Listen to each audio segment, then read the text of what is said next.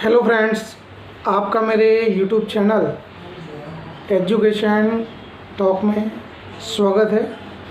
आज हम गुजरात माध्यमिक शिक्षा बोर्ड कक्षा 12 हिंदी मीडियम विषय अर्थशास्त्र चैप्टर नंबर 2 आर्थिक विकास के निर्देशक उसमें हम प्रति व्यक्ति आय के बारे में हम चर्चा करने वाले हैं।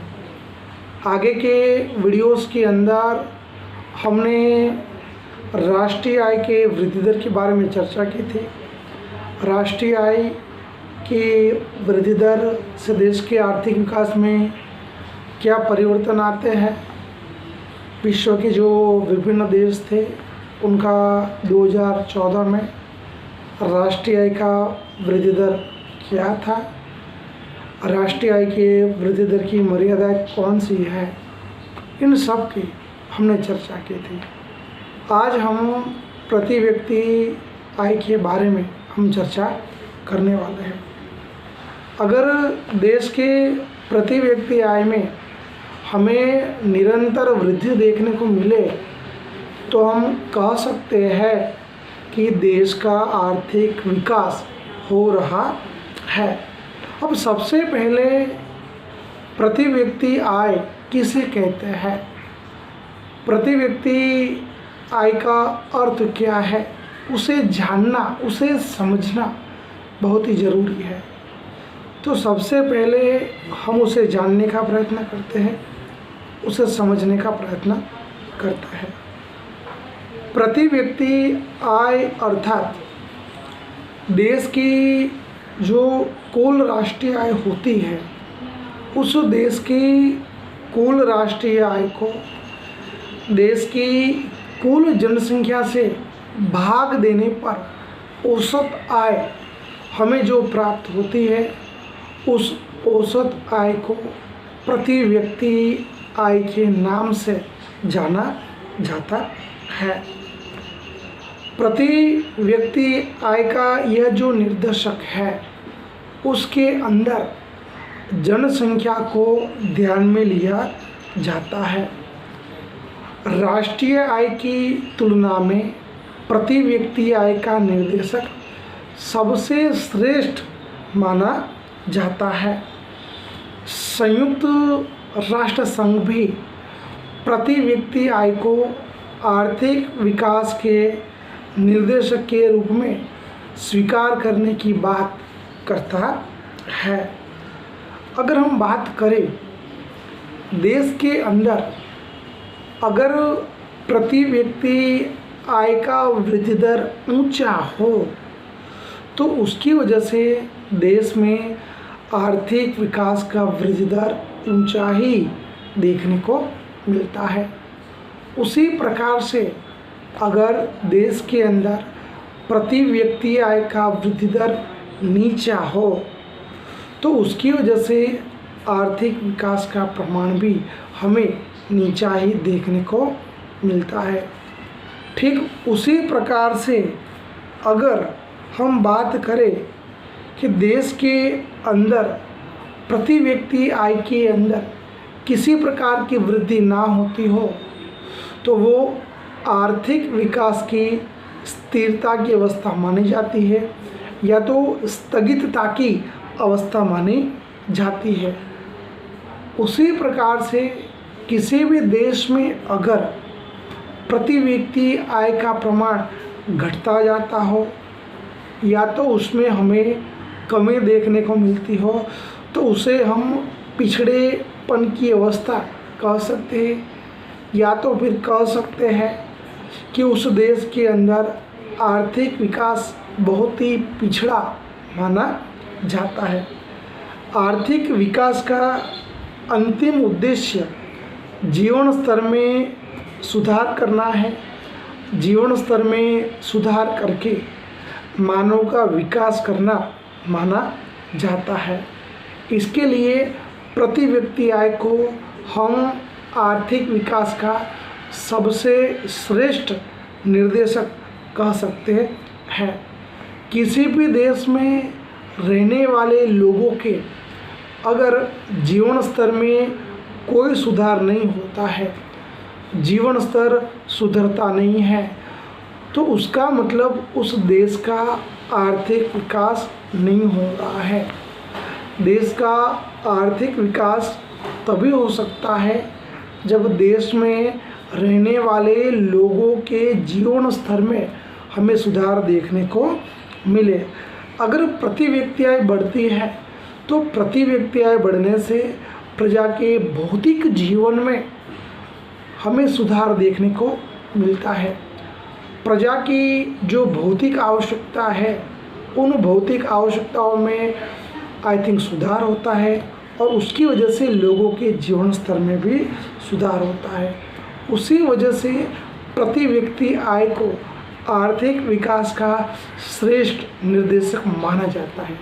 अगर प्रति व्यक्ति आय में सुधार होगा तो उसकी वजह से लोगों के जीवन स्तर में सुधार होगा, लोगों को जो भी भौतिक सुख सुविधा है वो प्राप्त होगी और उसकी वजह से उनका जो रहन सहन है, उनका जो लाइफस्टाइल है, उसमें भी कहीं ना कहीं हमें सुधार देखने को मिल सकता है।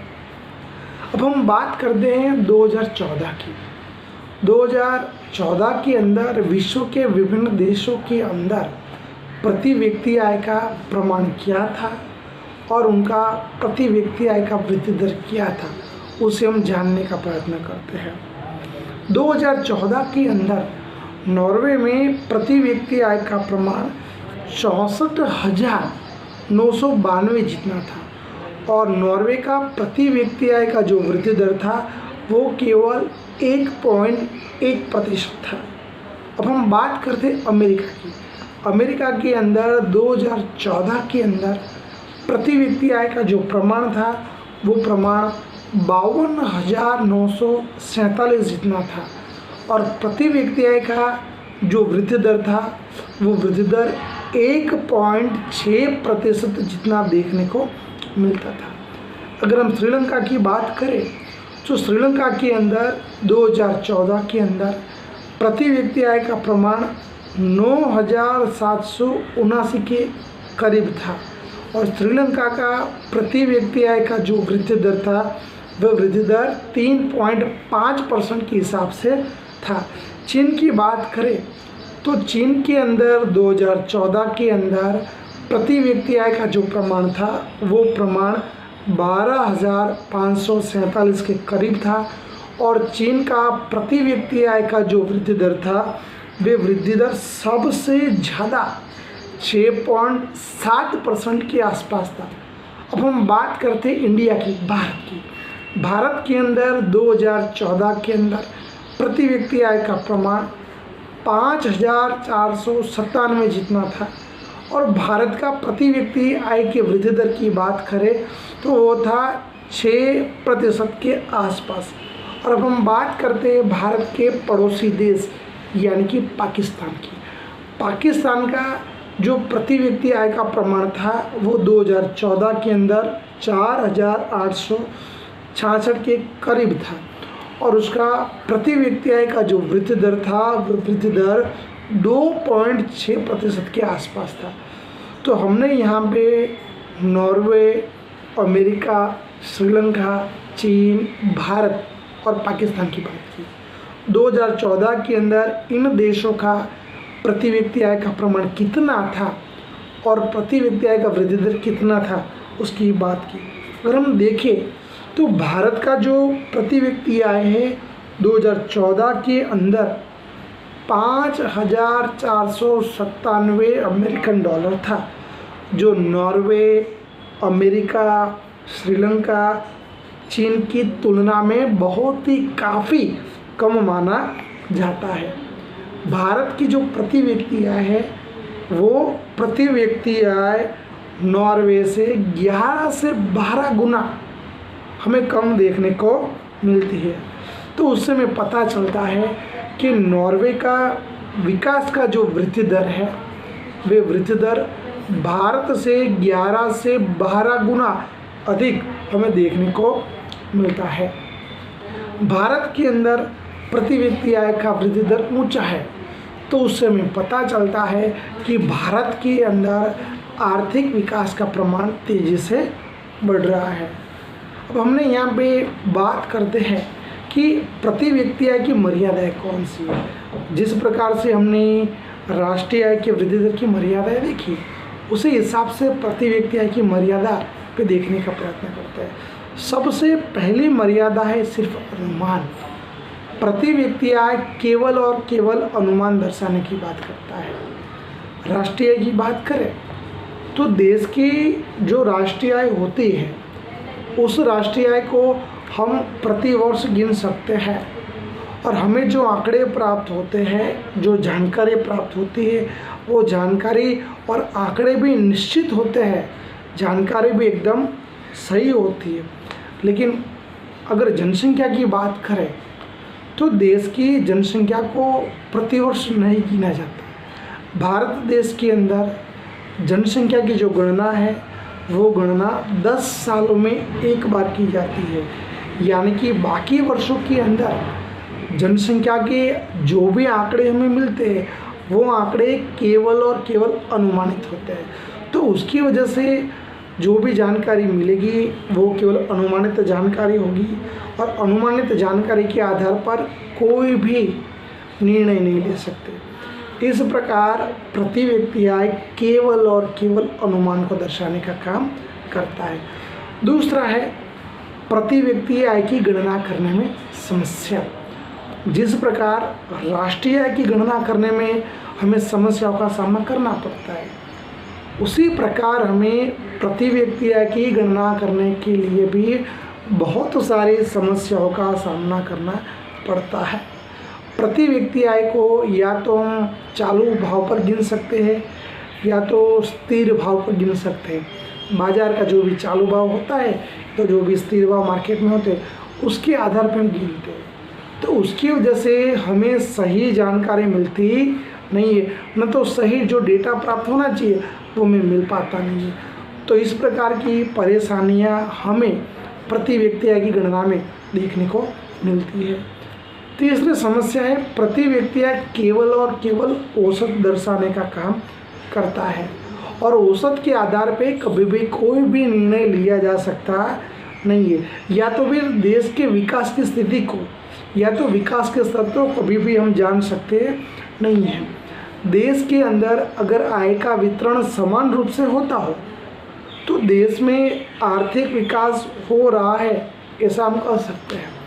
लेकिन देश के अंदर अगर आय का वितरण असमान रूप से होता हो तो देश का विकास कभी भी हो सकता नहीं है। इसीलिए ये भी समस्या महत्वपूर्ण है कि प्रति व्यक्ति आय केवल और केवल औसत आय को दर्शाती है और औसत के आधार पे कोई भी निर्णय नहीं ले सकते या तो देश का विकास हुआ है या नहीं हुआ है, या तो देश में विकास का प्रमाण कितना है, विकास की स्थिति क्या है, उसे भी जान सकते नहीं है। चौथी समस्या है तुलना करने में परेशानी। प्रति व्यक्ति आय की तुलना करने में भी हमें ढेर सारी परेशानियों का सामना करना पड़ता है।